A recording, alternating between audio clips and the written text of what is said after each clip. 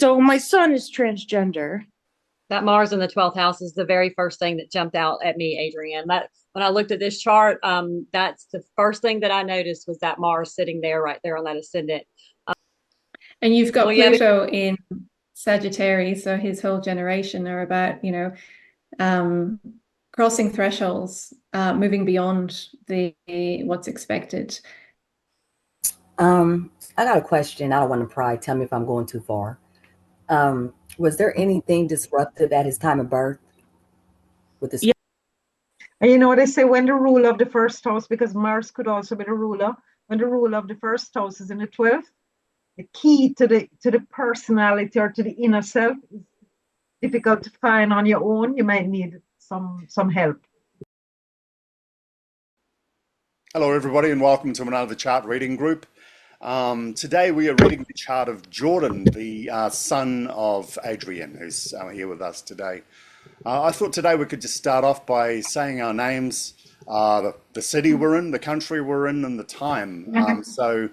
I'm Damien. I'm in Brisbane, Australia right now, and it is 11 a.m. or just after here. I'm Michaelin. I am in Atlanta, Georgia, and it is just after 8 p.m. here. My name is Adrienne. Sandra. Oh, I'm in Finland and it's 3 a.m. I'm Sandra. I'm Sandra. I'm in WA, Australia, and it is 9 a.m. here. I'm Antoinette. I am in Santiago, Chile, and it's 10:10 here p.m. Wow. 10 at night. I'm Okay, Megan. I am Crystal. There's Megan. Go ahead. Hey. No, go ahead. It's okay. I could wait. Okay, I'm Megan. I'm from Cleveland, Ohio. It's 8:10 a.m. or p.m. Yeah, nighttime. All right. I am Crystal Jackson. I am in North Carolina, and it is 8:10 p.m. And I'm signing out. Thanks, everybody. Okay, so today we're reading the chart for Jordan. I'll just give a bit of a breakdown, and then I'm hoping maybe Antoinette can just walk us into this chart, where we're going with this, what we're looking for today. But just a breakdown here. We have a Taurus sun, a Leo moon, and a Scorpio ascendant, which is interesting. It just sort of ties into the conversation we were having earlier. When we look at the sign modalities, we've got a nice strong blend of cardinal, very powerful mix of fixed energy, and only 1 point in mutable. So this is sort of fitting into the whole theme of charts we've had in the last while that seem to spike up into one particular modality. In terms of elements, we're fairly balanced. We've got 8 in fire, we've got earth weighing in at 6. We have 4 points in air and we have 5 points in water. So it's fairly balanced. In terms of house modalities, we have 7 for cardinal, 6 for fixed, and 4 points in mutable energy. So again, there's a reasonable spread there too. But again, we're a bit light on mutable, which is an interesting observation. It's a locomotive chart, and the lead planet is Mars up there in the 12th house in Libra, which is a really interesting place for Mars to be. So that's just a bit of an overview on the chart there at the moment. Adrienne, did you want to give us a bit of a lead into this chart? Maybe a little bit of information on what we might focus on today, or some important information we may need to know? Oh, sure. Thank you so much for looking at this chart. I really appreciate it. That Mars I always found that Mars in the 12th house really interesting. He's very much that Chiron in the first house too. With the Lilith there. I find that an interesting combination for him with Uranus so close by. He's very much North Node in the 10th house. That's interesting because he's kind of introverted. Yeah. And he's just, it's just like, he seems fairly balanced, but like as an individual. But then when I look at the chart, sometimes I see stuff that I'm like, like Like his moon in Aries. Yeah. I don't know. That's an interesting chart, that's for sure. Could you give us a little bit of background, perhaps, that might help us understand the chart a little more? Yeah, just a bit of background. Anything you think is relevant. So my son is transgender. That happened like 18, I think. We weren't really talking, so I don't really know what was going on there. But he came from a household that was like very Aquarius, right? Like very Mm, open-minded. And he's still pretty much the same. Like he wears the same stuff, he likes the same things. So it wasn't really like one of those strange, like where people change their entire identity kind of thing, I guess, like what you see on TV and stuff. Or so, but anyways, it doesn't really matter to me because Jordan actually is one of the names that I was going to name him anyways, so it's kind of okay. yeah. He has a really warm heart, and and I find him kind of taking over like the caregiving role when I'm not in Canada. Like he's taking care of my mother. He's taking care of Ajadia is there. He's like buying her stuff. He has a really good job. He's working as an electrical. Well, he's finishing his apprenticeship as an electrical engineer. And I find that interesting too when I'm looking down at the Uranus and in the Aquarius. That always makes me think of like because he's working as an like he does electricity work, right? Mm, So I don't know. He struggles with anxiety sometimes. okay. He has really strange dreams. That's why I sometimes think about that Mars in the 12th house. Once in a while, he has this strange dream where there's somebody in his dream, and it's almost like another presence, and it's kind of like angry. I said it's your Mars in the 12th house, so your subconscious is just angry sometimes. Right. No, I don't know. I gotta leave it up to you guys. Okay. Wow. Thank you. Yeah, you're welcome. That Mars in the 12th house is the very first thing that jumped out at me, Adrienne. That when I looked at this chart, that's the first thing that I noticed was that Mars sitting there right there on that ascendant at 28 degrees of Libra. And then, of course, that Chiron in the first house, Scorpio. Chiron is the expectation of pain, and the first house, as we know, is your identity. So that kind of screams at me what you just led into this with, with the Mars kind of having to fight internally, who he is and who he should be. You know what I mean? Mhm. So that's that Mars right there. Really, I think has really driven him, or in my opinion, it looks like to me like that would be the driving force of this chart. Always just moving forward, and no matter what's going on, being able to adapt. And the Scorpio rising with the Chiron there, that would kind of tells me that there's some secrecy there. Scorpios are very secretive, and they uh, kind of like you said, there could be some anxiety with the Chiron of the first house. I could kind of see maybe some anxiety issues also.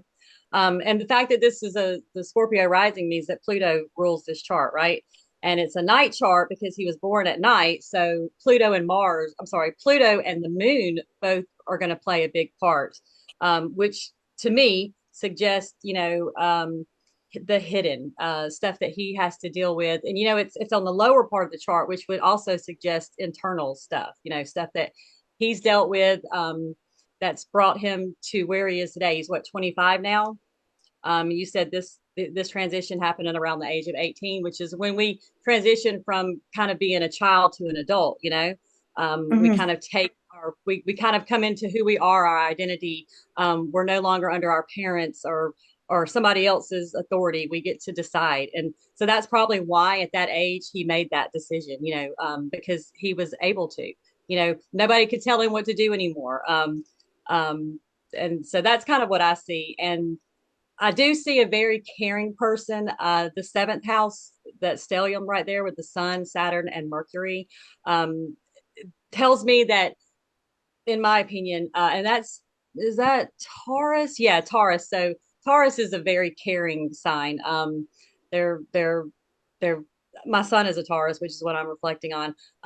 Pretty balanced, but the Saturn and Mercury sitting right there together tells me that sometimes maybe he doesn't say what he thinks or what he wants to say because he doesn't want to hurt people's feelings, maybe. So Saturn sitting right next to Mercury, and the sun tells me that maybe he's restricted in some of his communication.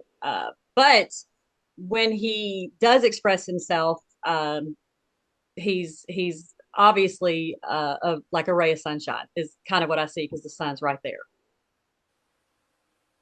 How does Yeah, that he can sound? be really direct. He's really good with his boundaries. Like, he's excellent. He can really enforce them, and he doesn't do it in like a strange way. Like, in a way, like, he doesn't struggle with it. Yeah, He's cool. just like, can just tell you like, this is how it is and this is why, and he's very brief. And when I said he dresses the same way, I meant like, it's like hoodies and jeans kind of thing, right? I don't want you to think that he's like, No, so in other words, he's always been the same person that he is now. yeah. Just now, yeah. So he hasn't changed anything. He's just changed what we see. You know what I mean? So he's always Hmm. felt the same. He's always dressed the same. He's always maybe not expressed himself the same way because, like I said, that expectation of pain with Chiron sitting in that first house, as a young person, we're kind of taught that we need to fit a mold. And maybe that's what he struggled with. And when he turned 18, he was just like, you know what? That Mars in that 12th house just pushed him to be who he is. And who he is Jordan. And, like you said, he's very caring. He's Hmm. nurturing. At that moon is at 1 degrees, which to me, and it's an Aries. So that tells me that in addition to his, being a Taurus sun, like I said, this is a night chart. So I would look to the moon to see, more than the sun to see the personality. It's in the first decans. So that would suggest like a younger soul, I guess. Or the expression of the moon is not as mature as it would be like if it was the third decade. So maybe he can maybe lose his temper sometimes if he's not careful. That would to me suggest maybe being a little immature sometimes with feelings. And this is his default setting. So we evolve over time. So this may have been more when he was a younger or a child or whatever.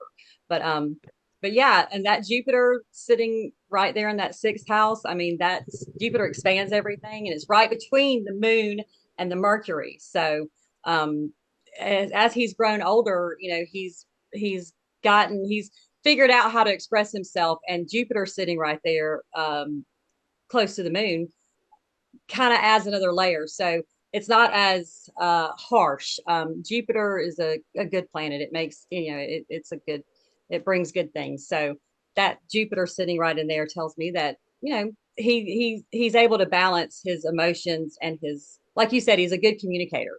So Mm. I can kind of see that in the sixth house with the moon kind of pushing a little bit. Yeah. So anybody else?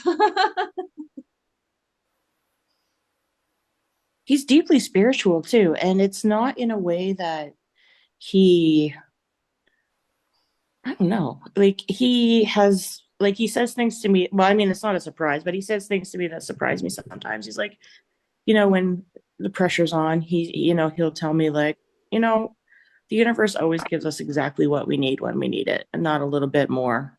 And I'm like, oh gosh, Well,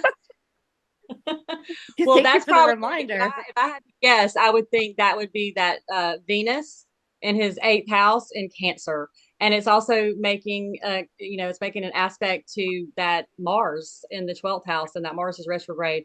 So the Venus would probably have something to do with that, in my opinion. Yeah, for sure. What do you Yeah, guys because think it's. of I the mean, bottom down there with Neptune and Uranus and Aquarius? oh yeah, yeah. Well, as we know, Aquarius is, that's we're both Aquarians, so we know that that's the sign, we tend to stay in our heads a lot. So and being in my head a lot, I have a strong connection with my higher power. And that Uranus and Neptune would suggest that. And then that South Node being down there would suggest that, his past life, maybe maybe he was a healer or a spiritual leader or something. You know what I mean? Mm-hmm. Maybe he's like that in this life because he's got that left over from his last life. Yeah, totally. Yeah, totally. North Node in Leo And up there. yeah, that's interesting because he's actually really introverted and he's only got like a couple good close friends. Like he's good with his family, but he's only got like a couple close friends, He's been with his partner for a while. Like there's very stable, but it looks like the universe is calling him out to be like more outgoing almost. Yeah, that's what I see with the North Node in the 10th house and it's in, Leo. That tells me that he does need to maybe, as he grows a little older, as he ages a little bit, he'll feel more comfortable being seen. You know what I mean? And the way the world is now, it's not like it was 30 years ago. I mean, people, in other words, he can be more comfortable the older he gets because he sees that the world is a safe place, or the world that he's in is a safe place. The world's not a safe place. Let me just say that. But the world that he participates in, you know what I mean? Like you said, his friends and family, and so that's a safe place for him now. And so as he evolves, he should, and with your encouragement too, go out and he can change the world. I mean, he's got a great story to tell. There's a lot of people that are in the same situation as Jordan, but aren't as courageous as Jordan. You know what I mean? Mm. Yeah, he does have a lot of strength. Yeah, I totally see that with Um, Mars. That Mars And just he's jumps really right out. smart and he can read super fast. He's got a lot of um he's always in the top of his class, like all the time. I'm just noticing that the North and South Node are at 17 degrees. And you said, he made this change at the age of 18. And so like it may not be that he needs, I mean, obviously Leo is, out there in the world, but it's also heart based. Remember, it's connecting with your heart, what's true to your heart. And so it be just that he got to the point where he was ready to leave behind the traditions, the lineage, the way he's supposed to be, when he was 17 and come out into the world as who he actually is. And even if that world is just, his family and friends, it's still out in the world, it's still coming into his own being. Oh, Heck that's yeah. fascinating. Yeah. And because Uranus is right there next to the South Node, maybe that was quite unexpected. It kind of He was, yeah. did things. And you've got Well, yeah, Pluto in Sagittarius, so his whole generation are about, crossing thresholds, moving beyond the what's expected, rejecting the societal structures that have existed. And so, he's got that backing him there, quite close to his Chiron. So, that linked into the anticipation of pain, the inner wounds. The inner wound, the Chiron, is square to his sun in Taurus, and that's the embodiment of who he is, the embodiment of his identity. And so to a certain extent, maybe he's actually overcome that by moving quite early with his North and South Node into who he actually is. The Scorpio rising is in opposition to his Mercury and Saturn in Taurus, and so again his sexuality with Scorpio there, his identification with his sexuality in his rising in opposition to Mercury. So, that the self-expression about who he is in his body and the limitations that were placed upon that by Saturn. But again, Saturn only limits for a certain time until you become who you are. And so he's learning all his lessons pretty early on in life. He's he's taken the bull by the horns, literally. Taurus is pretty prominent in his chart. Yeah. He is Jupiter in Aries. It gives him an expanded view and the capacity to take action from that place. So, he's able to move forward, with a quiet confidence, knowing that his broader perception of reality is true, and he'll take whatever actions are necessary to move forward with that.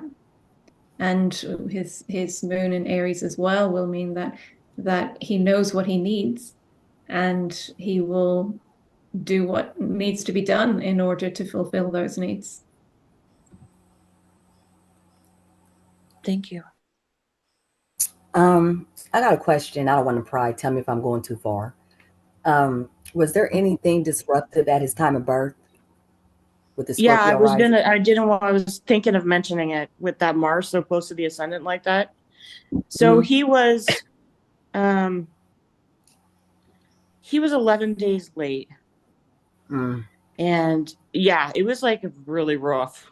Like he was my first child, and like Mhm. it was people in the hospital are almost like idiots. Like I was in labor for like 27 hours before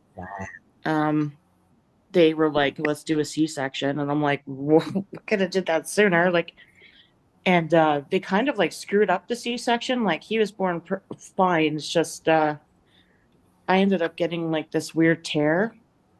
Mhm. And I remember being on the C-section table because I was like awake still. And I was staring at the clock, and I'm like, I'm gonna know exactly the time he's born. You never forget I'm it, not huh? kidding. I was like that because it was analog clocks back then, right? So as soon as they were like, because I didn't even know his gender until he was actually born. It was so exciting. Wow. But I You think know, I don't know. Have you heard of the Orculus? What's that planet? It's like yeah, far. the ninth planet or something. I mean, right between The 13th. Sagittarius.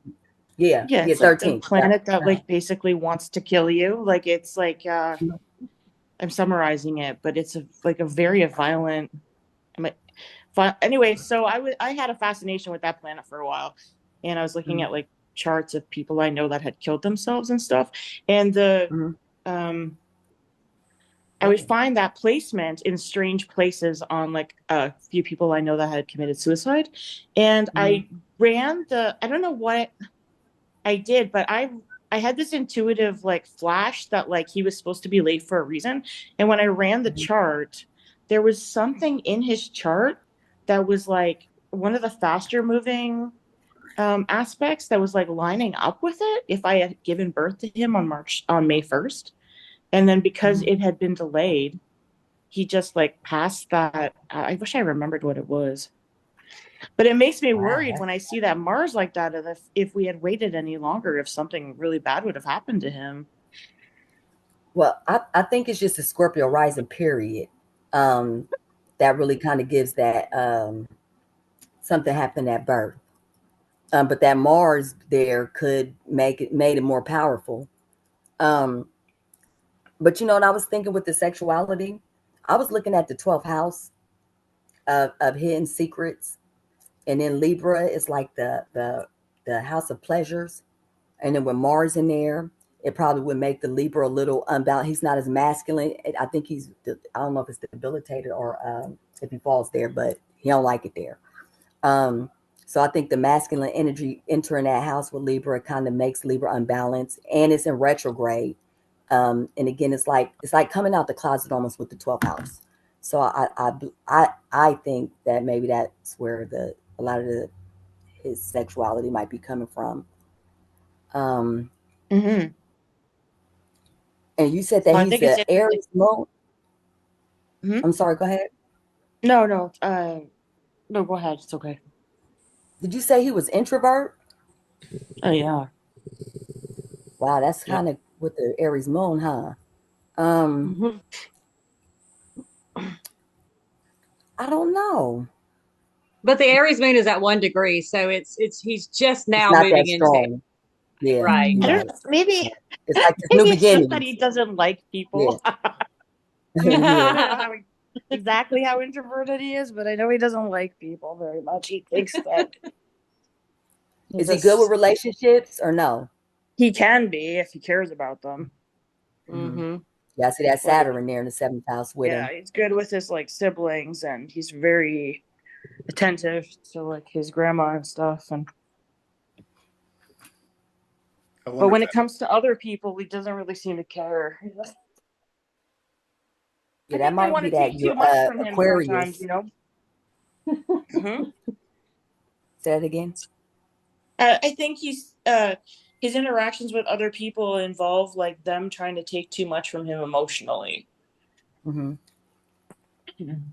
So he Makes gets kind of sense. repelled by it. I mean, Michael Lynn, you said a lot. You know, I can't Yeah. really see anything more Hmm. than what you said already.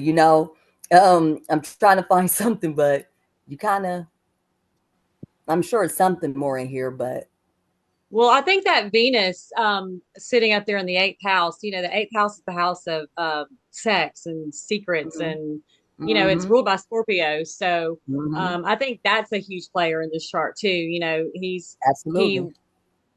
and He ruled the and 12th house. yeah, it's in the way that it makes that aspect to Mars in the 12th house. I think that says a lot.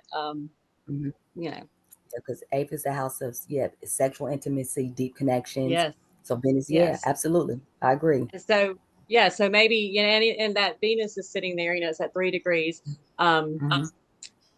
of Cancer. And, he was born one way, but Hmm. that wasn't right. And that Venus right there is an indication of that.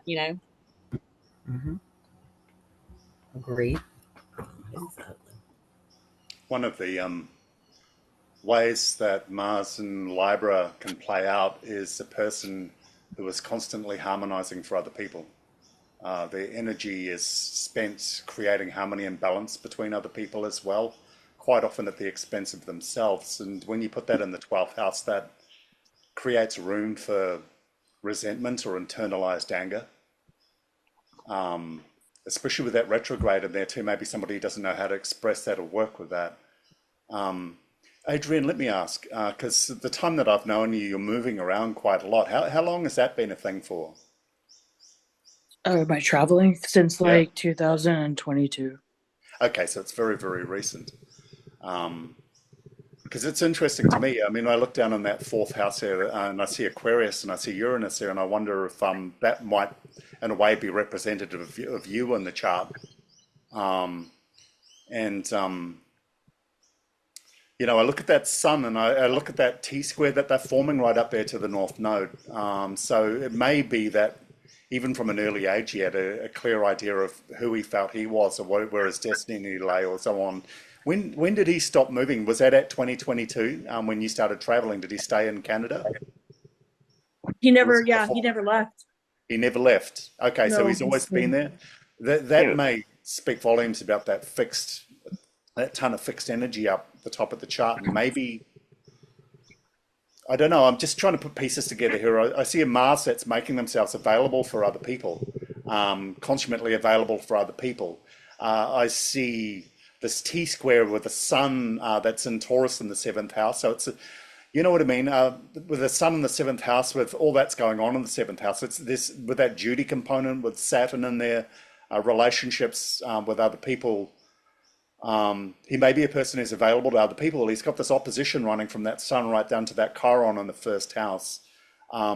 So it may be a person who's routinely giving more than he's receiving. And I'm not saying that that's something that comes from the family. Sometimes we put ourselves in that position too. Maybe we, you know what I mean? When we see the world a certain way and we're brought into the world a certain way, we start to live that way, and we make our own decisions about who we are and where we fit into the big picture of things. But it just feels like to me, because the oppositions between that Uranus down the bottom there in the south node and that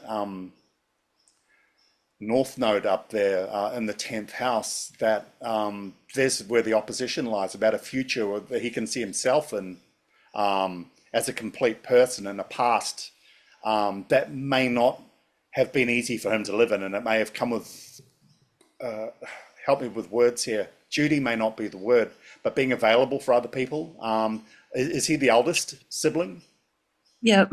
Yeah, Yeah. basically. Yeah. He has So an he, older stepsister, but he's the oldest of my children. okay. So he may have always been on stage. He may have always been available for other people. Um, I thought maybe constant travel might have been a component with that Chiron down there in Sagittarius in the first house. Maybe he never felt like he was putting down roots. He was not able to put down roots until quite recently, probably the age of Well, we 18. did move. We did like live. Yeah, We did live out in the country, and we kind of did travel a lot, but it wasn't yeah. travel like international travel. It Sure, was sure, like, sure. But still travel. He just may not have felt he was able to ever put down roots. For somebody with so much fixed energy, that may have been a problem. And maybe I'm just reaching here, but maybe his holy shit, I'm a caveman when it comes to trans and all of this sort of stuff. So you're gonna have to forgive me if my terminology lets me down. But maybe he made a decision around the time of 18, and it may line up with him being able to actually put roots down, and start working towards a future that he always knew was there. And Taurus, out of all the other signs, they're a sign that plays the long game. He's got Saturn, and they're always slowly moving towards something, but maybe that's when he gained momentum. You know, when I got an overview of this chart, and I read that he was trans, I've sat with that for a couple of days, and I've about how to best approach this, and I don't want to use that as a guiding light for this. I want to see how his lights. It sounds to me like it's something that's happened along the course of his life. It was not the point of his life, and maybe yeah, me fits too. in.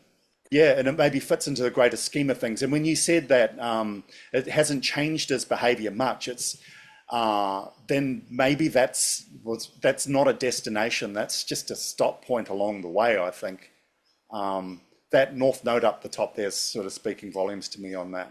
So Yeah, he I made that decision on his own, and he made his yeah, decisions about his name, about changing his name, and because his birth name was Cassandra. yep. I gave him that after that Greek. She was the What prophetess of Troy. She was a Yeah. Trojan princess. She was cursed that her prophecies were 100% accurate, but Hera cursed her so that nobody would ever believe her. So while the fall of Troy was going about, she was telling everybody what was about to happen, and no one would believe her, and she was right every single time. So it's a really interesting choice of name. Yeah, I was really drawn to it. I didn't even name Yeah. her until like 3 days after her birth because it was so tricky to. I wanted to do it intuitively, so I did. Well, I think you might have hit the jackpot on that. And again, too, like I'm saying, Taurus plays a long game. Maybe Jordan always knew what his future looked like, and it's something he slowly, privately by himself has been moving towards until he finally gained enough momentum to do that himself. Does he ask for help easily? He is so independent. He asks for nothing except for Yeah, like yeah, Christmas money. Like sure. he's never asked me for anything. Like Yeah, he yeah. kind of makes me like feel, compared to like Ajadia, he's so emotional all the time. Hmm, Like she's like the hot mess, psychic. He's just so grounded that, and he's happy. He's making lots of money. He's got plans for the future. He's very functional. Like for sure. But that I'm extremely Mars, proud of him. Like he's such a good boy. Like yeah. That Mars in the 12th house may just say there's some internal stuff going on there as well that maybe other people aren't seeing. All that earth energy there, he's so available for other people. He's so focused on other people and that. But that Mars that's dragging that chart along is somebody who's harmonizing, somebody who's creating a level ground so that other people can grow and be their best selves. And in the 12th house, it may not be something that's always healthy for him. He may be doing it at his own expense. And it may be now that he's back in Canada, he is independent, he's got his own space, he's controlling his own destiny, he's got his own work, that he's discovering himself. And this coming out as trans is just the beginning of that journey, I think. And I'm grateful that she said that it's not something he's made a big deal about. Because like I said, I'm a caveman with this stuff. The only real exposure I'm seeing right now are all these people online controlling everybody's pronouns and telling everybody what they can and can't say. And that's not the energy that you've described. No, he's not like that at all. He's Yeah. like, he's still like just doing everyday normal stuff. He's not doing that. Sometimes I forget about it. Yeah.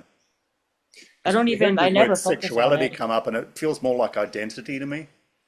Yeah, Yeah. I thought it'd be interesting to look at in the chart because it's not every day you get a chart like that. Yeah. No, it's a really interesting one. That's just my input. Look, I agree with what everybody else has said, 110%. Just that Mars is just dragging this whole chart along, and I feel like it's not just dragging the chart; it's dragging the other people and the other part of his in his life as well. He's so available for other people, and he's harmonizing and trying to do that. And but it just looks like he's had a long game this whole time. He's known who he is, and he's quietly and diligently been working towards that for a long time. So this coming out again at 18, I don't think it was intended to be a big deal for him. You know, it's a stop point along a journey. Yeah, and it wasn't like a big deal for us at all. Like anybody was Yeah. like my mom doesn't call him Jordan. She still calls him Cassandra, and he doesn't care. He's not like against that. He's not doing the whole drama thing about his old name or anything.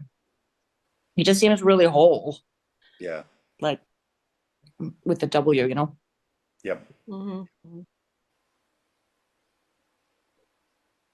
It's fascinating. I'm And he is very interested fixed. He in. doesn't like changing his mind at all. He just Yep. Taurus. I'm Aquarius, I'm bossy. Like I want him to do certain things, and he's like, that's okay, I'll just do this.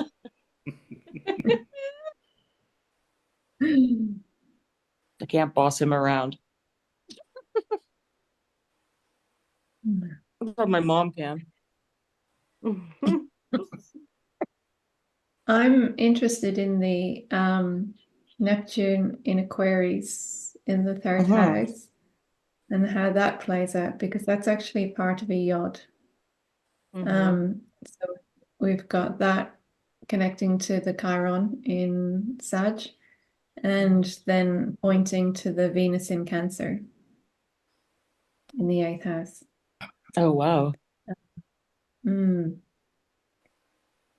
so Fated. Is that what that yeah. is? So yeah. So it was something that was going to happen regardless of Nurture. what he did. So Neptune in Aquarius, we're looking at beyond the veils, beyond illusion, which Aquarius sees easily. Like there's just so much of this chart that just says to me that he's so knows who he is. He's so grounded in the true knowing of who he is, regardless of what society tells him. And that will be everything that he does and is in life. And so you say that he's introverted, but I think he's just really quietly confident. I agree. The chart seems to be saying he doesn't need other people's approval or acknowledgement. He's just quietly content in knowing his own self. And I feel like that's the positive aspect of the Mars retrograde in the 12th house. With Libra there, you know, he's able to quietly weigh everything up within his own space, within his own mind. and move forward from there. And then Oh. he's got the Black Moon Lilith in the first house, so he was always going to embody his authentic self. Mm-hmm. It's interesting you say that, because there's some clues on the chart on how to interpret. I mean, when you look at a T-square, you always look at the point as the of that triangle as the alleviation point. You know, if you do the work there, it's going to help release tension in that opposition. We've got two quincunxes at the moment, and both of them have a trine and square running off to a point on the chart. And as you say, Sandra, both of those points lead to the future. You've got that quincunx going from that transformative energy down there in the second house up to that disciplined energy up in the sixth house of Saturn. You've got a square running from that Saturn up to the midheaven, and you've got the trine running from the midheaven down there to Pluto. So the way to alleviate the tension between those two is to embrace transformation more than discipline. You look at the quincunx running from that Neptune, you spot it down at the bottom of the chart running up to Venus.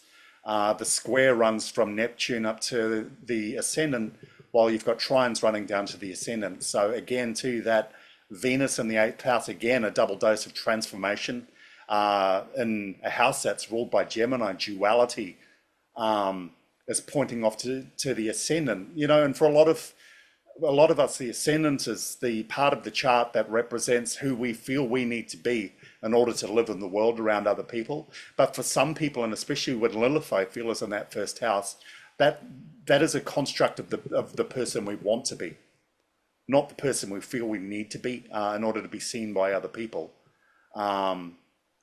So I feel that, you know, again, you've got these two future points. You've got the midheaven is so important. You've got the north node so important. You've got the ascendant, which is essentially a construct in a lot of ways. It's so important in a transformative process on this chart. And they're becoming points on the chart to alleviate all these tensions that are appearing in other spots. So look, I totally agree with you, Sandra. I think that Neptune down the bottom there is really, really interesting.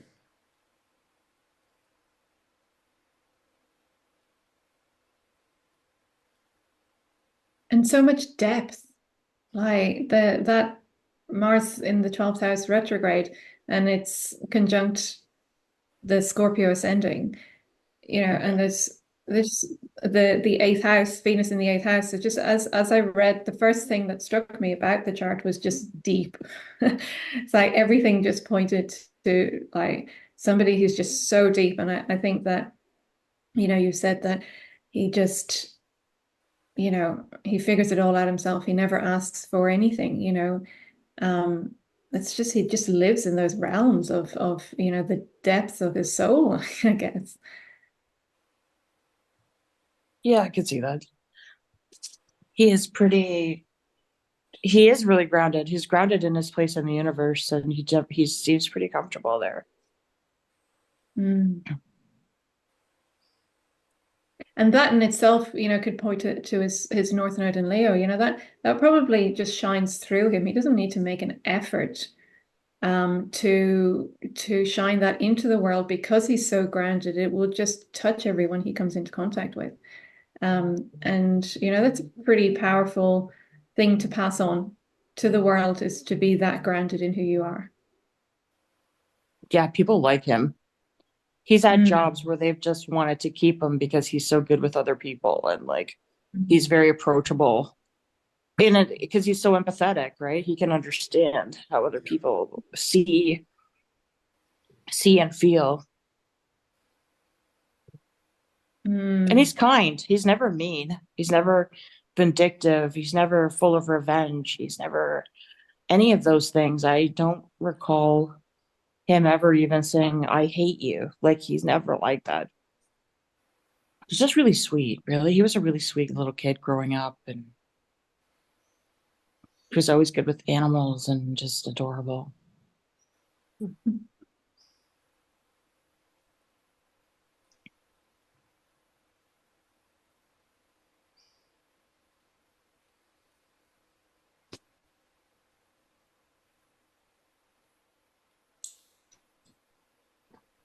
That's a nice awkward pause.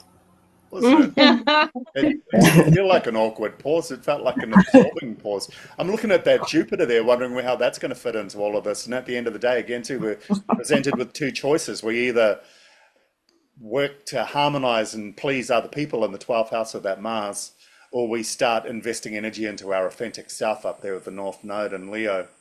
And that's where the trine's pointing.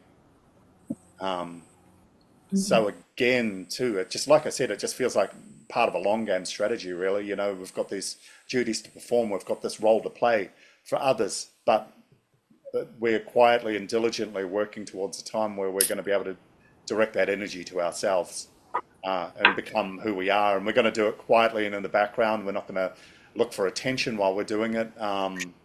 It's just part of the process. And I mean, there's all this transformative energy on the chart. Why can't I say that word today? You know, and it's just a constant state of evolution in this chart, slow evolution with all that Taurus energy. So it's a slow burning chart with a whole lot going on underneath that you'll probably never see. You say he's in a relationship now. Has he been in that relationship for long? Yeah, yeah. Yeah. Okay. And he took my relationship advice. I mean, I told, like, who listens to you when you're a teenager? Like, Yeah. who listens to their mom? I was like, just don't get in a relationship in high school. Like, you're just gonna waste your time. You're gonna break up. And he waited until he got out, and now he's in a really solid relationship. Awesome. What's really fascinating is his partner has this the same name as Jordan's father, and the same birthday. I Wow. thought that was really weird. Yeah. He has like these synchronistic things happening around him all the time too. It's very interesting. But like it is a quiet thing though. He doesn't advertise it. He's not even on Facebook. Like he just busy doing his stuff. Executing his master plan. Both the representatives for the father are in the 7th house. You've got the sun and you've got Saturn. That's super cool. It's bizarre. He's a lot like his father in a way, but not in the bad way, in a good way, like the good qualities. Good. I'm glad. It's really interesting you say that too, because again, just feeling the freedom in order to express that may not have come easily and may not have come quickly for him, but it may have been something inside himself. You know what? I never really knew my father that well until I got into my very late teens. And I went down, I used to see him. He had a lot of grief. He drank a lot. He was stuck in the past a lot. But what horrified me was how many of his mannerisms I saw then I had in myself, and I was not aware of them because I didn't have him to look at. But even his body language, his perspective, his bitterness, and things like that, I had it all in myself and things like that. And I don't know, maybe that father energy is something inside himself he's finding in somebody else. You know what I mean? And coming to grips with that and understanding that more. That way, you know, finding somebody who can resonate with those positive sides of himself that may not have been as comfortable expressing in the family, or for whatever reasons. I don't know why you separated, if that's a factor. But he may have just, again, it just feels like he was waiting and biding his time, knowing what he was going to do, and then he just did it when the time was right, quietly and diligently, you know. Respect, you know. Yeah, I agree. He does kind of just do his own thing and doesn't really advertise it. Yeah. Like when he was going to get his own apartment, he just went and did it. He was living with my sister for a little bit, and he was kind of really just functioning based. They didn't have a lot of the same values, and he just kept strong to like what he believed. So yeah, it's good. It's one kid I don't have to worry about really as much. I mean, I do worry about him in a lot of ways because I'm not there taking care of things, and I see him doing it. And I kind of feel, but I feel like he probably would have done it anyways, based on this. Can't teach Taurus, can you? Yeah, they know what they're Right. doing. My daughter's a Taurus. My My God. son's a Taurus. Yeah. My niece is a Taurus, and man, is she stubborn. The one thing I would say is, as a person who has Mars in my 12th house, and what you said there actually really resonated with how I operate, or at least how I used to operate, in that I would figure everything out myself and then just take action. And I've learned as I've got older that sometimes it is beneficial to include other people in the conversation before making the final decision, so you get a broader perspective. Because, although you think you know it all, sometimes having somebody else's input can give you a bigger, a better place to go from. But all in good time. It might be something that he learns as he goes forward. I thought that was just a woman thing, Sandra.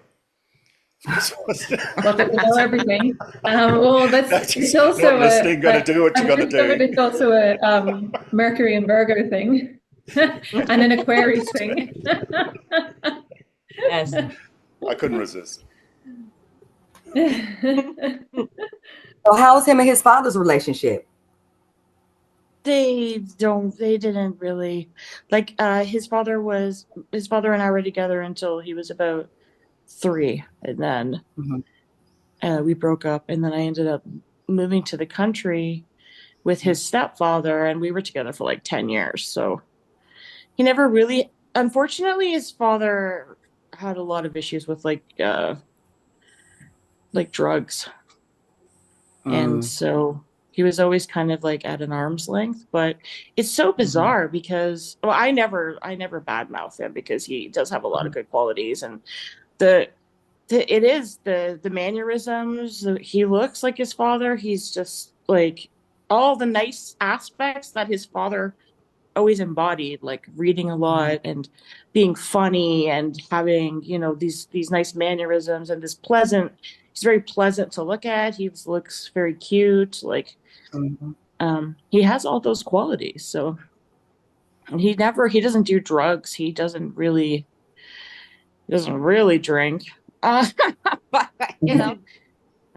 Well, I can see yeah. the sun in Taurus with the good looks and stuff, and then you got the opposition to Chiron in Sagittarius, so it looked like he's wounded there from his father. Yeah, he always asks about him, I think he would like to know what aspects he has, like his father,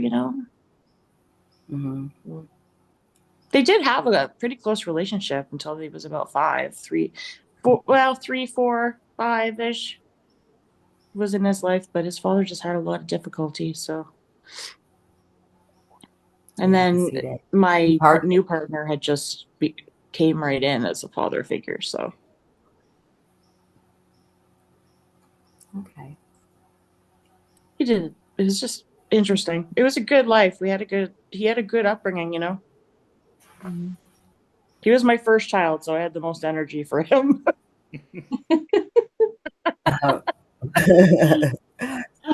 Wow, there's not even an aspect to the moon and the sun, huh? Am I tripping? No, there's not. Okay. What does that mean? Well, no, I'm just the moon is the relationship with the mother, or how the son or daughter feels about the mother. And usually when it's aspects, you can kind of tell more of a story, but I don't see any aspects, so it's kind of hard to see, Oh. But it looks like there's a trine to Sagittarius. I'm so blind. Is that right? They're trying to Chiron. Is that what you say, Crystal? Oh, Chiron. Yeah, I said Sagittarius. Yeah. Yeah, well, it's in Sagittarius, but it is Chiron. You're right. But that's a good aspect. So, Yeah, it's not showing really much of anything. I guess I'm in the process of studying a lot of things, and I'm also trying to see the moon and the sun as as it relates to the father and the mother. Mhm. Yeah, it's very cool for sure. Hmm.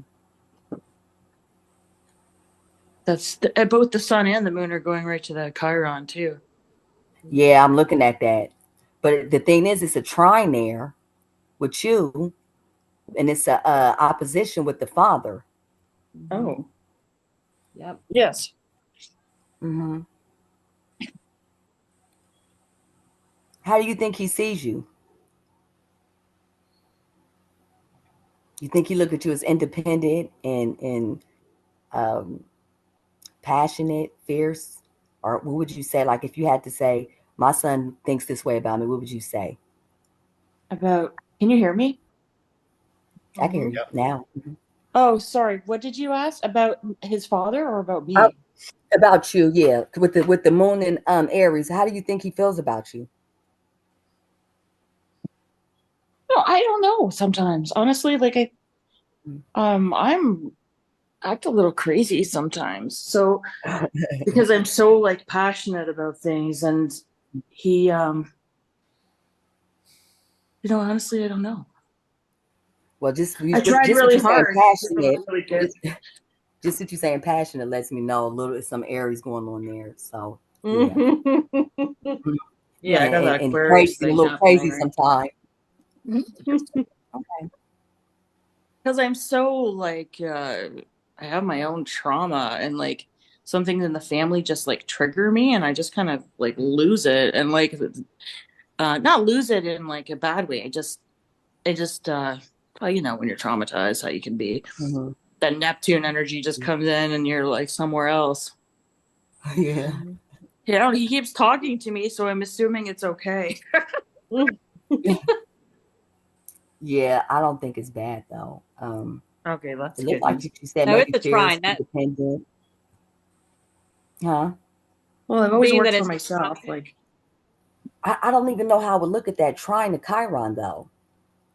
How would y'all look at it? what's a positive aspect? A trine's a positive aspect, Exactly. right? Yeah. Hmm.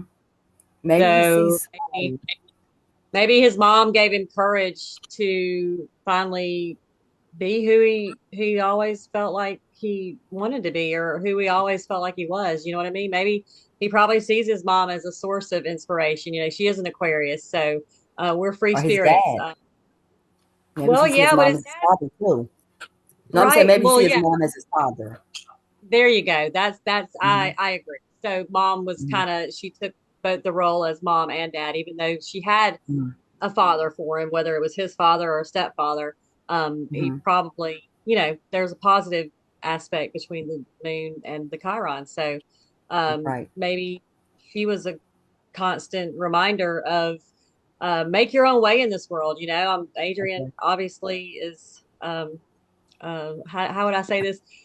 She likes to wander and that's an Aquarius thing, you know what I mean? And with Aquarius being in that fourth house down there, that's what he was raised with, that Aquarius energy. So it's going to have an effect on him as a human, because she's the one who nurtured him and raised him. So Right. yeah, I would, if I had to guess, I would say that it's a trine. That would be he has a positive outlook or a positive um perspective of his mom. Yeah, I agree. Yeah. I I also see that because Adrienne just mentioned Neptune jumping in when she related that to her personal trauma and chaos, but that's Neptune in the chart is sextiling the moon in Aries. And so even that seems to be something that is positive for him, and he is so deeply in tune. And so, he's sitting back and he's observing his mum's passion and also, the things that trigger her and what they mean and seeing the deeper understanding of it. I think he learns a lot from you. oh, good. I was always really accepting of who he was. Like we were never, um, we were very like him growing up. It was very like it was a very encouraging environment. Like it was, yay. Yay, I'm glad he's thinking good things about me. Because he doesn't really talk like that. He's not overly emotional with me or anything. That Taurus energy. Yeah, it's a matter of fact. Mm-hmm. Mm-hmm.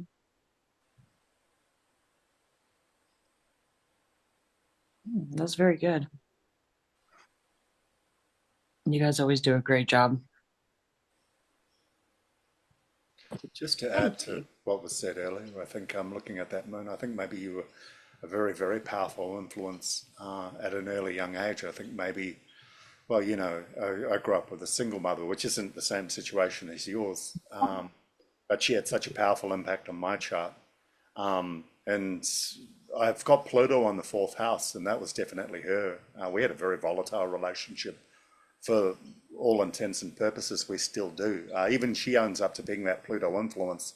I think maybe, like I said earlier too, I think maybe in his life, you may be that Uranus down in the fourth house. I think he may bring all this powerful energy and stuff, but it may have brought an instability that may have been difficult for him to figure out who he was.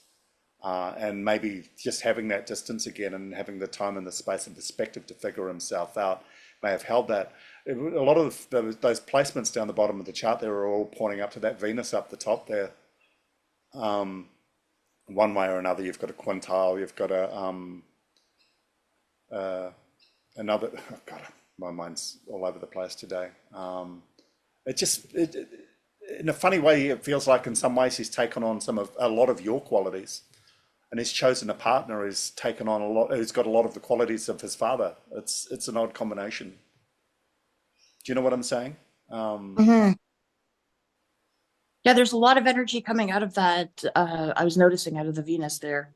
Yeah. It feels like a puzzle he's still trying to figure out, and he needs distance and space and time to do it. Doesn't want other people's help, but he's paying attention all the time to everything that's going on around him.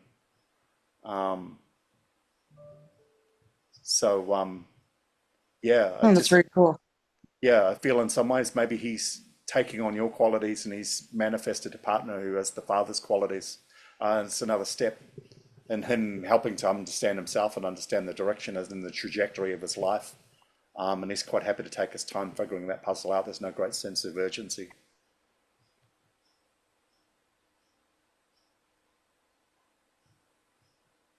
Yeah, I was always like the boss when he was growing up, right? I was the See, leader of the pack. yeah, I think you're quite dynamic as well. When you want to do something, you do it. That's the impression I get. And you were talking about volatility as well. And maybe that might have, like I said, might have been a bit of a challenge for him at a younger age. It might have slowed down the process of him putting roots down. And now that he's got his own space and he's the master of his own domain, he's able to start building foundations and he's able to start figuring that out. And we're seeing the results of that quite quickly, which to me tells, and for Taurus, they're not given to spontaneity. So what the decisions he's making and things, they've already been well considered. Yeah. I think he just needed some space, a little less attention maybe to do it. Yeah, that makes sense. Because that's exactly what he's doing. Yeah. He made a good life for himself. He seems happy in it. Mm. He's excited about his job. He goes to work every day. He's happy. He's still studying because he's an apprenticeship that he's doing. Wow. Yeah, I'm glad for him.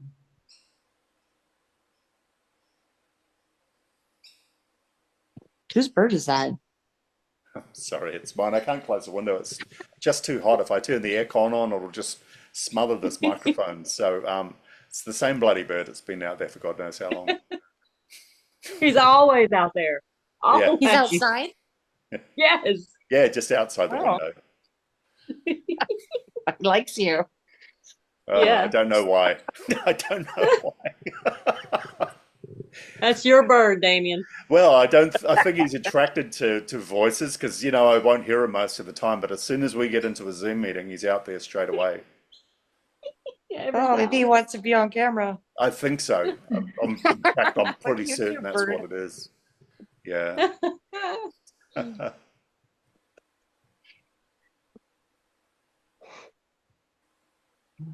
How have we done, Adrian? Are you sort of happy Wow, with us? fantastic. I mean, if there's anything else you notice about him, I don't know where it would be in the chart. I like how the chart's all laid out. It says it's a locomotive. Yeah. Good. It keeps him balanced, I find. Yeah, yeah. It's a really interesting chart, and the heaviest part of the chart's in the tail and the caboose. All that Taurus energy there, and then you've got that Venus at the top there. Oh, I'm so glad that he's got Venus in Cancer. I have Saturn in Cancer, and oh my God. I have Saturn in Cancer too. Oh no. Yeah, I in the wish night. it on anybody. That's so rough. But then I noticed it I forgot about it. I noticed it a couple days ago when I looked at the chart again. I was like, oh, there's his Venus. It explains why he likes the family maybe too, Mm. Where my Saturn is like, I'm getting along with them. I never did ask, but Ajadia, how did she respond to the reading? I'm assuming she's seen it, the group reading. Didn't she have any thoughts? Is she excited about it? Yeah, she didn't understand a lot of it, but she was Sure, really sure. excited about it. And then my son saw it, Jordan saw it, and he was like, Yeah. oh, what about me? And I'm like, that's fair. That's fair. That's a good question. Because, yeah, he was very impressed by the reading you guys did for her. I'd love He's to get watched a it a few debrief from times. Jordan, because there's a lot going on here. It's a really low key energy. It's such a shift from a lot of the other charts we've been looking at. Really, really comfortable with this energy. So at some point, it'd be lovely to get some feedback from him as well, what his thoughts were. Even Yeah, just a I will comment ask from him. you, so.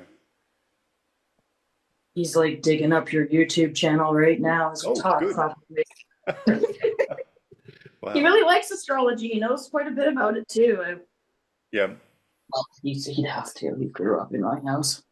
Well, listen, he needs to watch the YouTube video, the Mars one, the planets webinar on Mars. That's a really good one. Yeah, Yeah, I'll send it to him. definitely needs to watch that one. I used to think that Mars was so weird. I couldn't understand it, but now I have a better understanding of it. It always stuck out. And I was like, oh. Because I don't know anybody with a Mars in the 12th house like that. Sandra. I do now.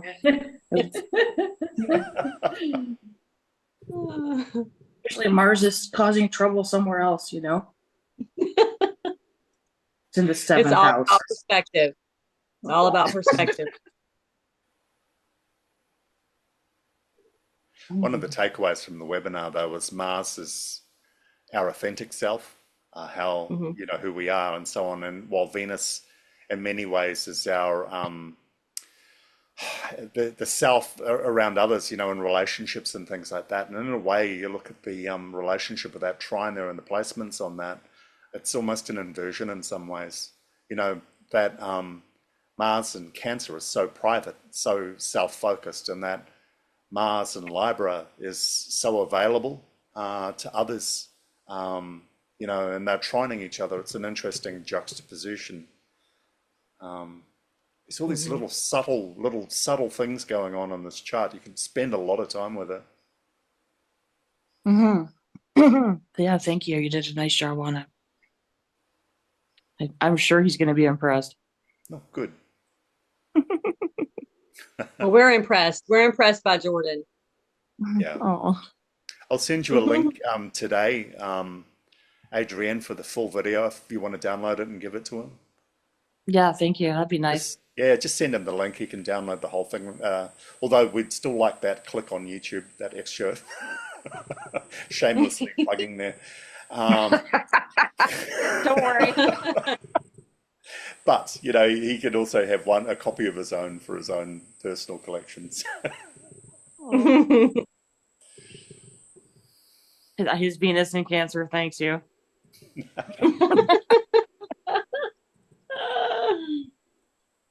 Well, does anybody have any final thoughts or anything they want to add?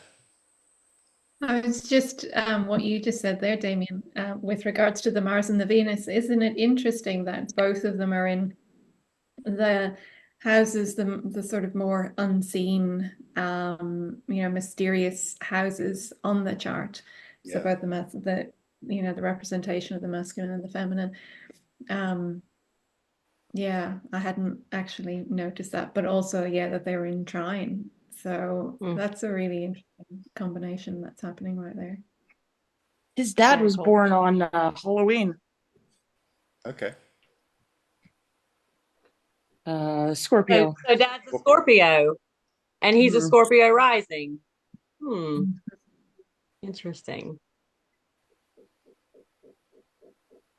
Dun, dun, dun, dun. And Well, you all said he three took of on a you lot are of. He said Mhm. you said that he took on a lot of the qualities of his father. So that's why that was interesting to me, because Dad was a Scorpio and he's a Scorpio rising, so that kind of fits together. Mhm. Yeah, they're both like good with people and Mhm. easy birthday to remember. But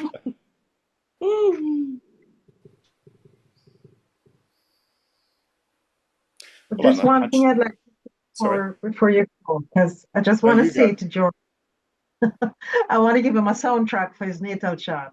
Okay. There's a song called Roots by Alice Merton. And when I heard you speaking about roots, I had to laugh because when I saw the chart, I wrote it down. It's called I Have No Roots because my home is never on the ground. I don't know if you've ever heard it, but it seems like it has to do with this.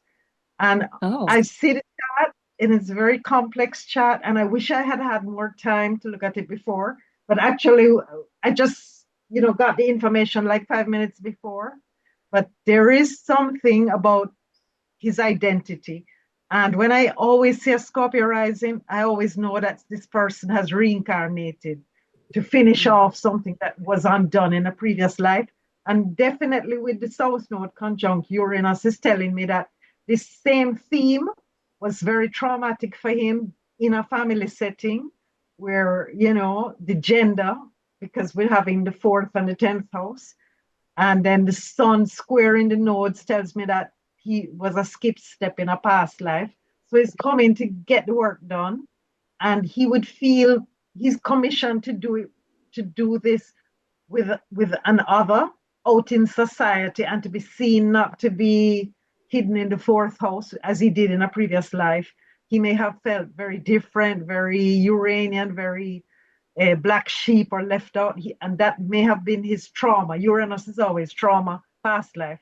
And regard to the mental health, we can understand that he's always anxious because Mercury is square Uranus, and Uranus comes with a lot of past life memories. So probably has been rule of the fourth house going through the seventh house and already crossed the sun.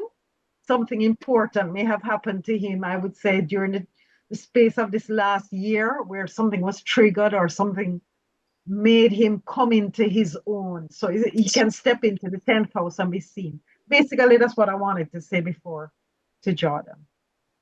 Oh. And yes, he's very deep, very deep. With the Venus in the ruler of the chart is Mars. I'm going to use Mars in Libra, ruled by Venus in the 8th house. And also because he's definitely coming to transform. Cassandra has come in to transform, and she made a deal with Mars to do it. And then Mercury in Taurus, all that Taurus energy, and what I wanted to say, and then ruled by Venus in the 8th house. So it's a lot of deep emotion, deep feeling, that moon.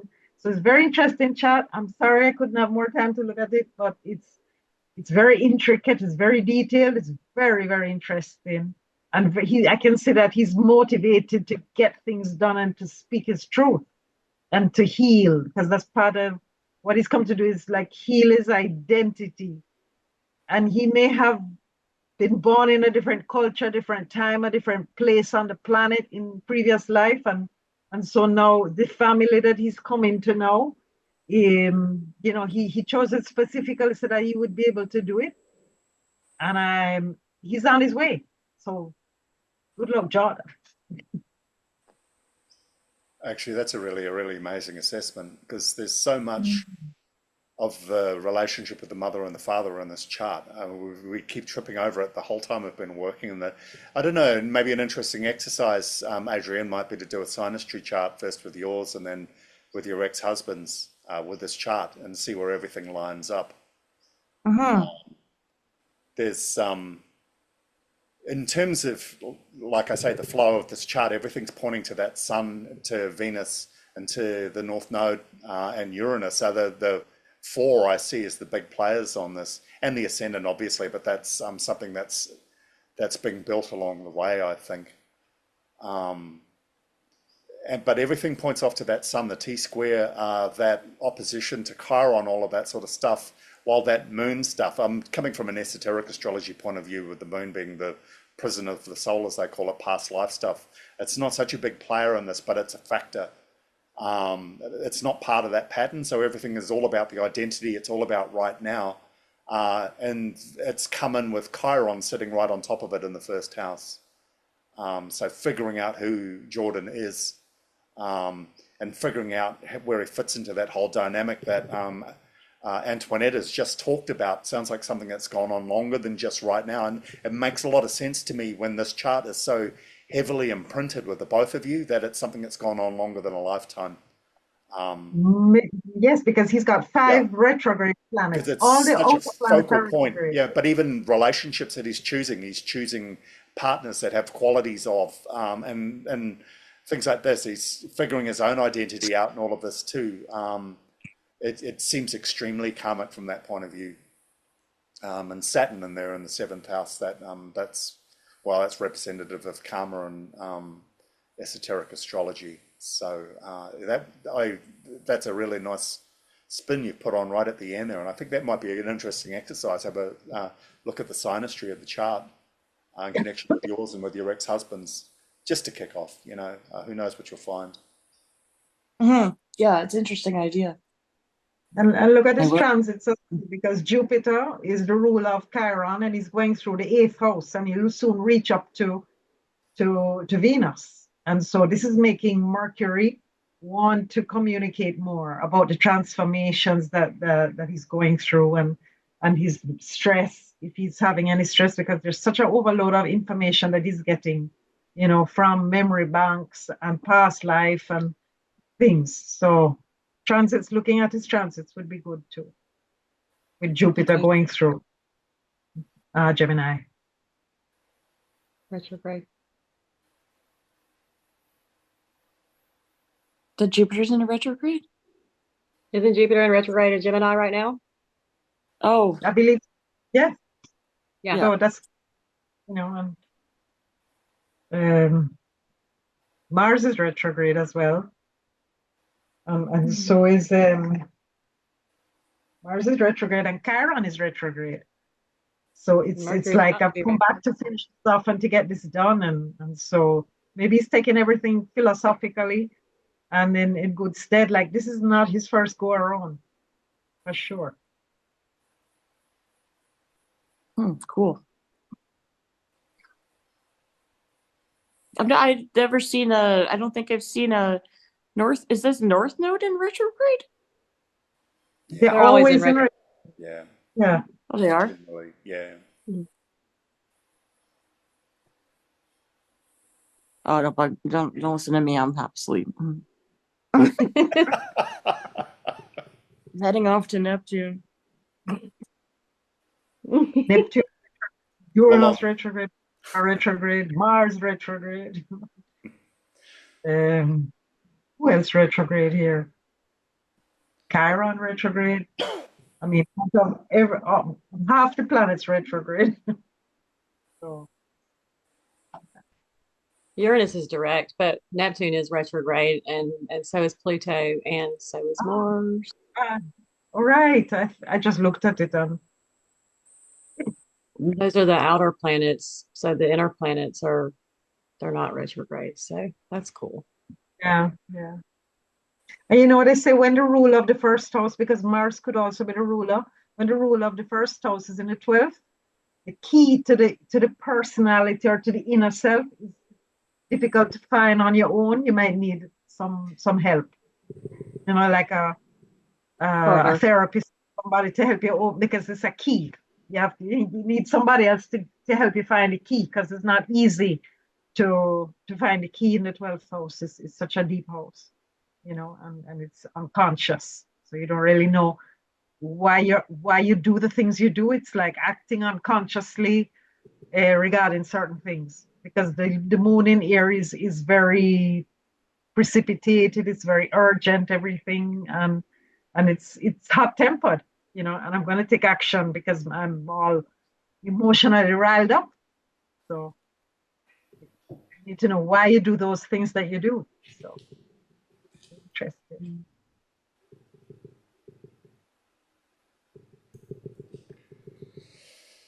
Well, on that note, I guess we'll wrap up for today. That was a lot. You know, I think a lot of the charts that we've done, this has been one of the easier, more comfortable charts. There's an intimacy to this chart too, which I like. Maybe because everything's so internalized in so many ways. But thanks for bringing this, Adrienne. This has been an amazing read. Such a contrast to your daughter in so many ways. Oh my God. I know she was like mutable 14. Yeah. Or so 12 or something Surprise! crazy. She's just so emotional. Oh my God. Yeah. Totally different. They're totally different. Yeah. Thank you for doing it. You're welcome. It's been an absolute pleasure. All right, guys. Well, I'm going to wrap up the recording. Thank you for today. What an incredible reading that was. They're always good, but it's lovely to see everybody again. And we'll pick this up soon. I'll stop recording.